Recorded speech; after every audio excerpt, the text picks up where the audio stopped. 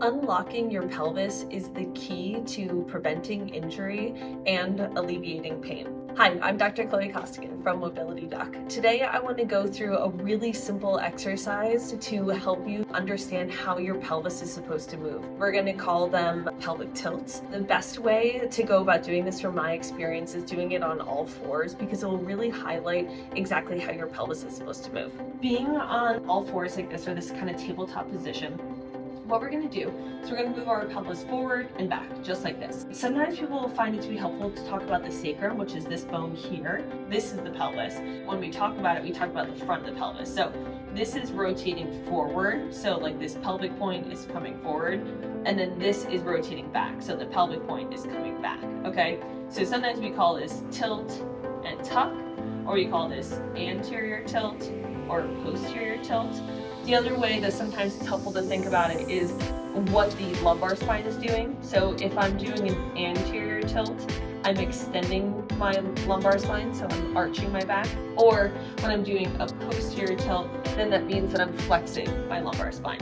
Why this matters is that what ends up happening is that sometimes when we're supposed to be moving our hip, it's actually that we kind of start moving our whole pelvis and our lower back, okay?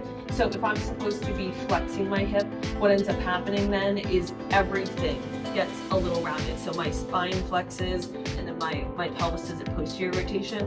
So what I'm trying to do is I'm trying to say, okay, well, I need to think about being able to keep my lumbar spine somewhat extended, anterior rotation, as I flex my hip. I'm not rounding at all. One of the things that I would recommend is try doing these tilts in this all four position, but then you can switch it up. So you can try doing it when you're lying on your back, tilting, tucking, tilting, tucking. You can then do it when you're seated. That's going to be a little bit harder. So tilting, tucking, anterior rotation, posterior rotation. You can do it when you're standing. If you do it with your legs out in front of you, it's going to be harder because there's going to be more challenge in your hamstrings.